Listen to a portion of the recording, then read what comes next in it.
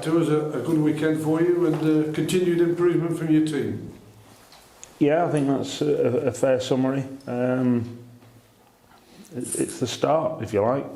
We've got to. We felt our season started at Shrewsbury, probably in the Papa John's really, on deadline day, and we've got to keep improving. We've got to keep, just one win doesn't mean we've cracked it by any stretch. There's plenty to improve on. We've got a long way to go, but the lads are buying into what we're asking them to do and they're working hard, and that's all you can ask for at this moment in time. The thing that makes good football teams is the consistency, isn't it? And I know you're looking now to get extended to 4 games unbeaten, but you want to go above and beyond that, because that's when all of a sudden you've got a lot of confidence in your squad then. Yeah, I think you're right, good teams back up performances with other good performances, and that's what always the aim is. But in between times we've got to make sure we're improving, so we've got a greater chance of being consistent. We've had a good win, we've got another home game, and we've got to make sure that we perform to the same level. We make sure we improve in the areas that we want them to improve in. And if we do that, then we'll give more teams more of a game for longer in this division, and that's the aim. The one thing that we've always seemed to talk about in the press conferences is the amount of players that you turned over through the summer, but one thing that's happened straight away is those players that you put in the team immediately have hit the ground running. Yeah, I think we give them a fair amount of freedom to do that. We try not to restrict them. Obviously we try and play in a certain way, and we ask them to do certain things in certain areas of the pitch.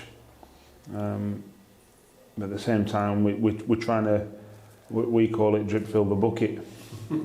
We're trying to give them little and often, as opposed to a massive chunk and say, right, go and play.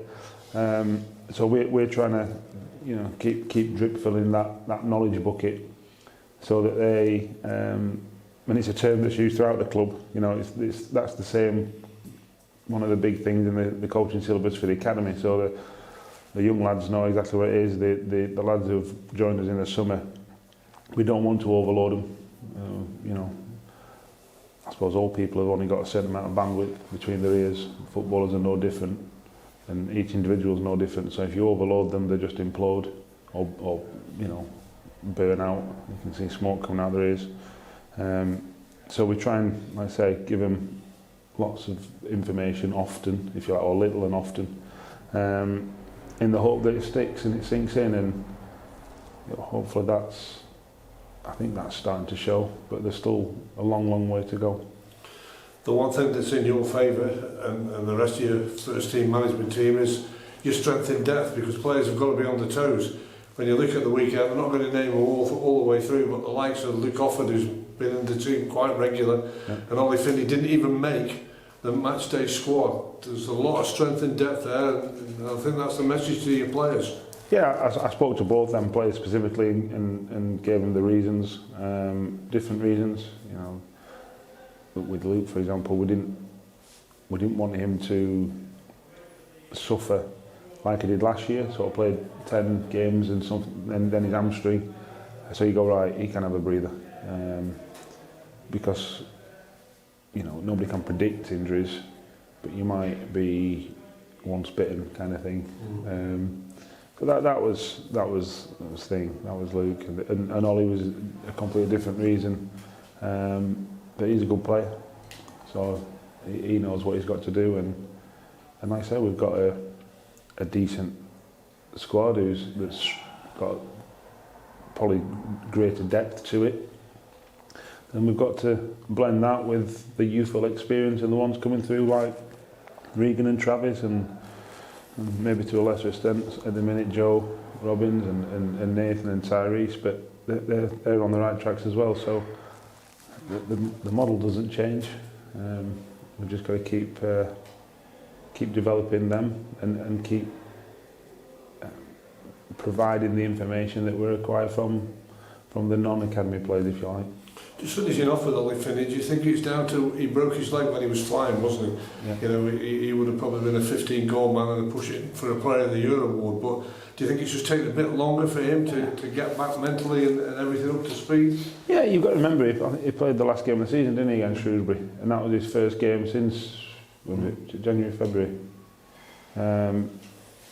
You know, so, you know, you've got to remember he's had some pre-season games of it.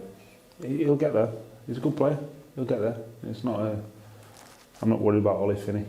He's lost his mate in Ryan, so he's got to cope with that. But that's not an issue either.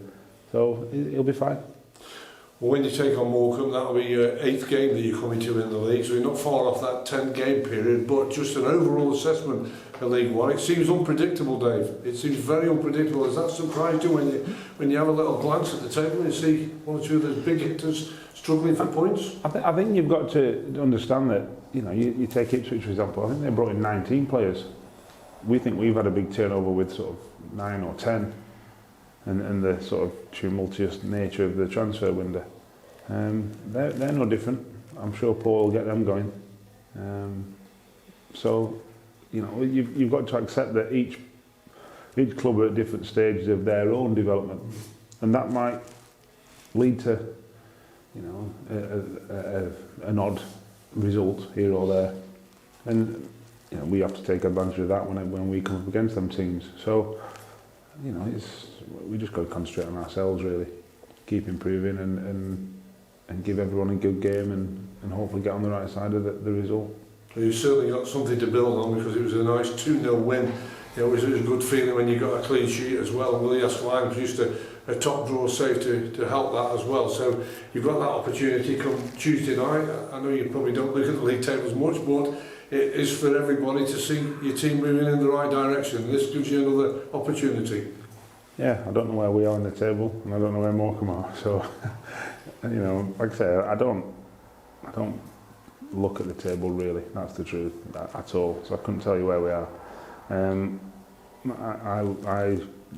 I judge us by performance and results, and how good the performance is and how good the result is, if you like, against the opposition. So that's where I know whether we're making progress. Whether that's reflected in the table or not, I don't know, but I know we're heading in the right direction at the minute, and we've got to keep that going for as long as we can. What would you like to see improve then from Saturday to Tuesday night? I think we've got to be a little bit better in possession. I think we've got to control the game a bit better, but not massively. I think Jimmy said we hit a lot of long balls. I'm not sure I agree with that. But at the same time, if that's his perception, I'm not sure that's right either. From our point of view, I'm not saying that's his opinion. So we've got to make sure that we're not, you know, we don't get sucked into other people's way of playing because it's easier. And I think we did that at times on Saturday. And we've got to remain true to what we are. And if we do that, then we'll perform better, create more opportunities, and limit the opportunities of the opposition. So I think we've got to, like I said, that's one area for improvement for me, but there's lots of others. And like I say, I can't fault the lads. They've been magnificent this last couple of weeks, taking on board what we're after. And hopefully they'll keep listening to us going forward. You've got a lot of affection for your next opponents, haven't you? And they did superbly well to come up into League One last season. They had other people as well. Their manager went somewhere else. Stephen Robertson come in, but a bit like Jesse Lingard over the weekend. There's no room for sentiment when it comes to quarter-away kick-off. No, Morecambe will always have a place in my heart. I think it's a terrific football club.